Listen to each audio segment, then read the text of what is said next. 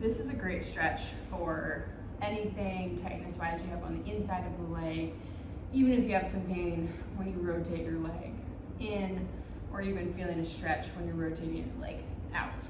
So this can be good for the adductor muscle group or even some of those tight internal rotators of your leg. So what you're gonna do, you may need to have a foam roller or even a yoga block, something that is firm, a couple inches thick, that you can get an increased stretch with. You may even be able to get the stretch that you're looking for without using this. So if you have something like this, you can set it to the side for now, and then I'll show you how to use it to get a deeper stretch. First thing you're gonna do, coming onto your stomach, whatever leg is feeling tight, you're gonna bring that leg up to the side. Now, this depends on how much discomfort you're having. So you may not be able to bring it up this high. This might be plenty for you. So kind of where you're at, but once you get there, this alone may be enough of a stretch. So you might feel it already on the inside of your leg. That's okay. If that is the case, you can hang out here for about 10, 20 seconds or so. And then if you want to get to the point where you get more of a stretch, the next step is actually trying to twist your upper body away from this leg here. So you'll kind of see I walk myself over to the side and I can feel an increased stretch in there. And then again, I walk myself back.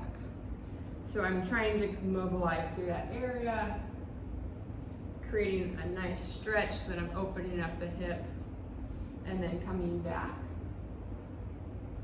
And with this one, I would shoot to go for about 10 to 20 of these. So stretching that in and then back down.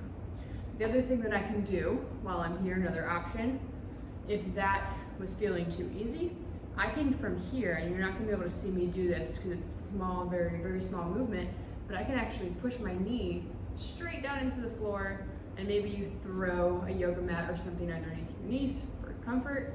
But from here, I'm pushing in, I'm almost trying to lift that back foot up, and then I relax it down. Pushing it in, trying to relax that back foot up. You may feel a cramping type sensation kind of in the outside of your hip here if we're stretching that leg correctly, and then bringing it back down.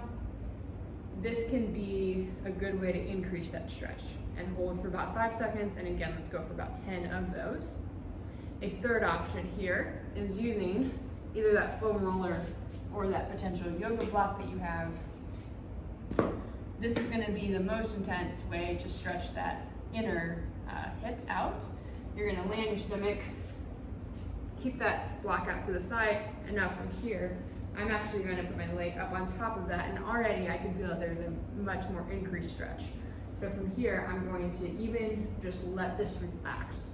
Trying to think about breathing into this position, relaxing that hip.